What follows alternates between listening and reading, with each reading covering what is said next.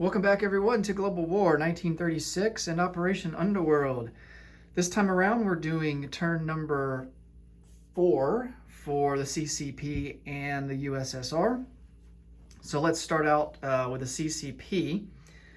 For their purchases, we're going to buy, we have $7 to spend, and we're going to spend 3 and buy an infantry, and then we're going to spend 4 and purchase 2 militia upgrade.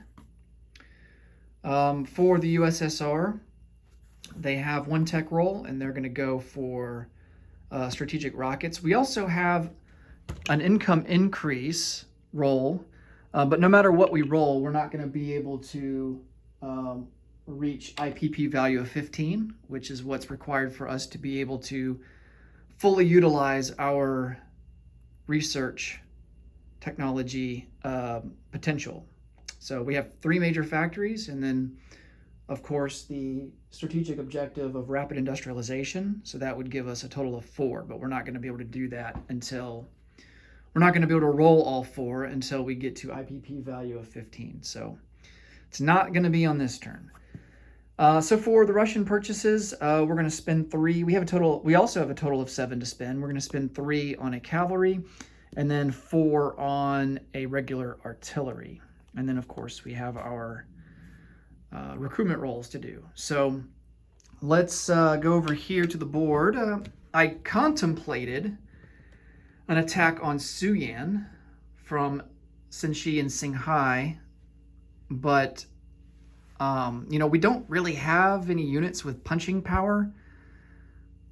Our the highest attack value, or the unit with the highest attack value that we have is currently mountain infantry, but also cavalry. So they both would attack it at 2 or less, and then our infantry attacking in the mountains would be only at a 1.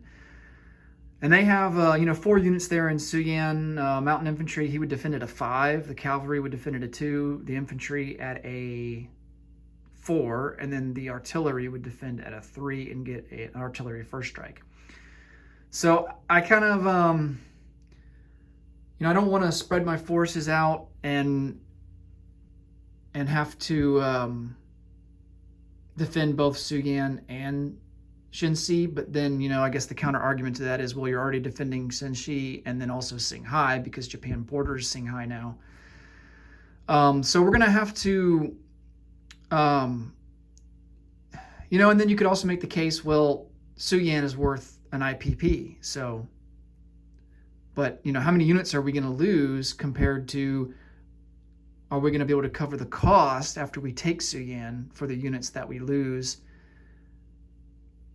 only to lose it again at some point down the road when Japan inevitably counterattacks. So, Japan is definitely going to be outproducing us just because they make a whole lot more money than we do.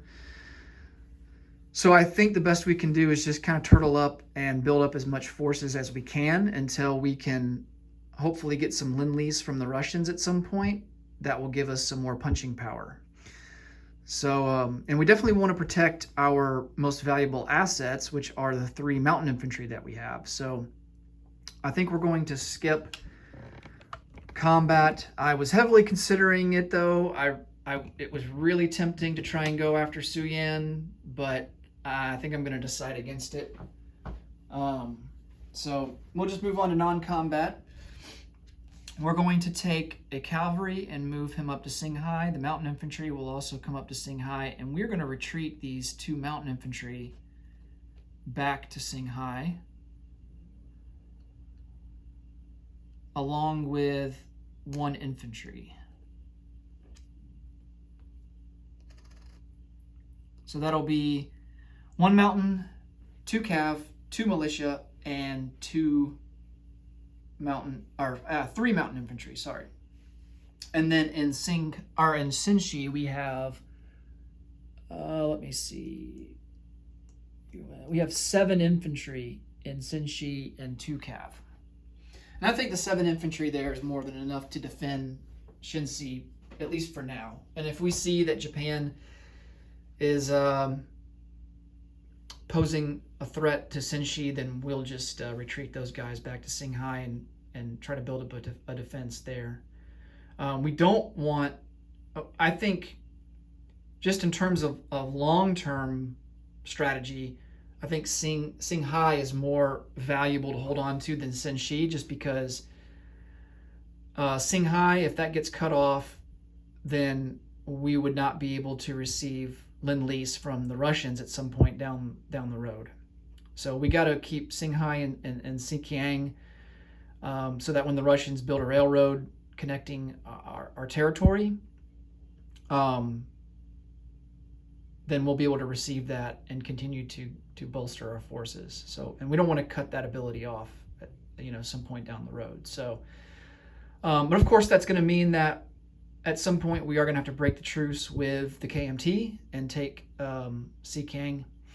So, but I think for now we'll keep the truce intact. All right, so that's going to be all the movement for the CCP. Let's do our recruitment roll and see how we do there. We are at a 3 or less. Yeah, we have 3 territories: Sinshi, Singhai, and Tibet. So we need a 3 or less. Oh, and we got a 3. Oh, fantastic. All right, so I think this time around, that might change up the Soviet purchases, because I'm thinking about going for 2 militia. Yeah, I'm going to go for 2 militia in Singhai.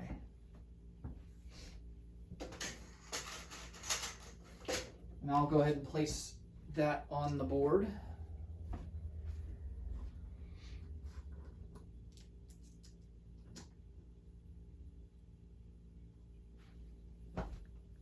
All right. Name of the game is just get as many troops onto the board as possible. Okay. Now let's come over here and place down our purchases.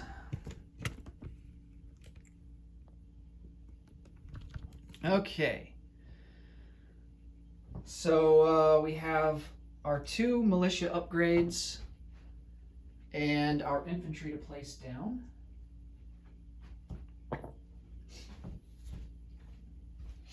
The one infantry is going to go into Sinshi, bringing us to a total of 8. And then 2 of the militia will be converted to infantry, bringing us to a total of 4 infantry in Singhai. All right.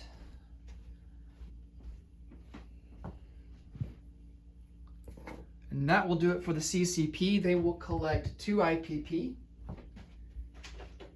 And that's how much they will have to spend on their next turn. All right. Now on to the Russians. Let's start out by doing our income increase roll. See how we do there. Come on, high number. Oh, we got a 6. Oh, that's fantastic. Oh, man. These early income increase rolls are so significant.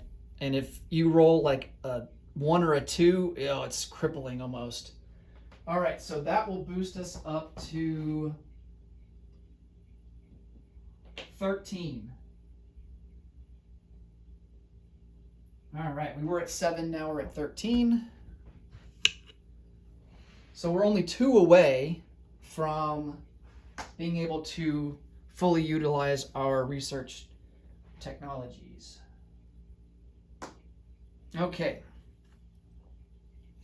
For now, we still have just 1 technology roll to do, so we're going to go for strategic rockets, and this one's a tough tech to get, but it's a part of one of our strategic objectives, so we're going to try to get an early start on it, and we need a 9 or higher, and we rolled a 6, so that's a failure there. Okay, let's go ahead and do our Mongolian recruitment roll.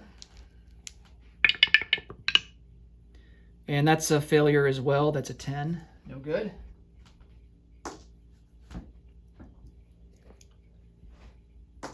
Let's see.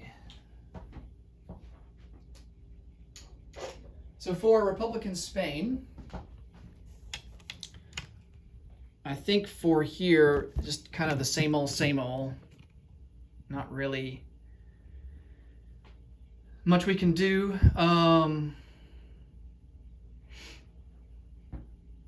Nationalist forces in Spain continue to reinforce Galicia and Leon. So, and I think both of us are kind of on the defensive as it stands right now. So I think we'll just continue with that trend. And just continue to kind of hold our ground. I mean, I think for now we're in a pretty good position. We own all but one territory in mainland Spain, and then 3 colonies down here in Africa. So I think we'll just go on to our recruitment roll and see how we do there. So back to the dice tower. Okay, we need an 8 or less. And we hit it with a 4. All right. So we will take another infantry and we will add him to Madrid. And I think that brings our total to 6. Yeah. So we have 6 infantry now in Madrid. And that will do it for Republican Spain. All right, so for the Russians, no combat moves. We can't declare war yet until we are at our wartime economy, which is IPP level value of 19. So we've got a little ways to go, although if we roll a 6 again on our next income increase, then we will be at our wartime economy. So, and our next roll is in 2 turns on turn 6, January 1939. So hopefully lightning will strike twice and we'll roll another 6 and then be able to declare war on Finland. And then be able to complete our winter war strategic objective. And maybe even get an early start on war in Turkey. That would be great too, because that's another strategic objective that we need to go after. Okay, so for non-combat moves, most everything here is going to be in Central and Western Russia. We are going to take this motorized, and we're going to rail him to Oral-Kursk. This infantry in North Caucasia is going to come down into Transcaucasia, if I remember that right. I think that's what it, yeah, Transcaucasia. An artillery that's in Leningrad is going to come up to Karelia.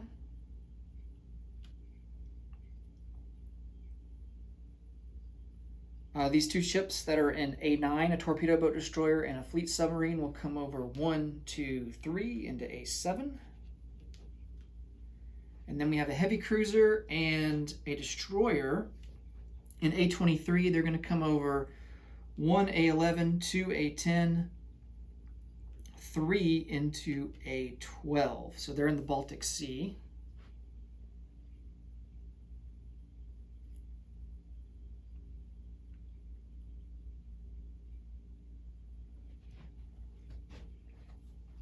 And I think that's going to be all for non-combat movement. Now, just an explanation of a rule here. Actually, let me bring the camera over to Northern Europe, because I kind of want to explain something here. So right in through here, A11, A10 into A12, Now, units could go from A11 directly into A12 using the Kaiser Wilhelm Canal. However, it's owned by Germany, and so neutral countries would need to get permission from Germany in order to use that. And so, you know, in a multiplayer campaign instead of a solo one like I'm doing, ordinarily I would ask the other player, hey, the German player, hey, can I use the canal to go through? So there's other instances on the board too that are like that, like the Turkish Straits, I think is considered a canal. The Panama Canal is another instance of that, where you would have to ask the player who owns that country if they can utilize that canal. Now, the Turkish Straits, I think anyone can use it. It's just that you can't move capital vessels. Major powers can't move capital vessels through the Turkish Straits. But like, you know, heavy cruisers and below can move through there. So, all right. So that's an explanation of that rule. Oh yeah, in Russia, we do have this Baltic White Sea Canal as well. So if anyone wanted to use that, they would have to get permission from us. But once you're at war, it's blocked off. You can't move units through there unless if you occupy it. So, and in the Suez Canal is like that as well. So, alrighty.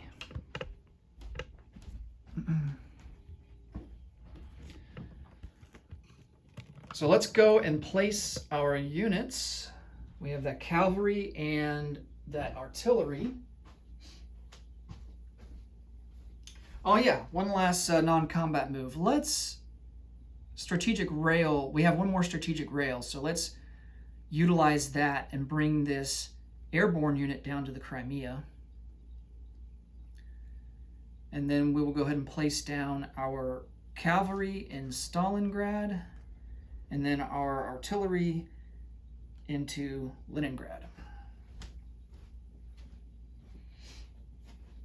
And then we will collect 13 IPP for next turn. And that will do it for the common turn.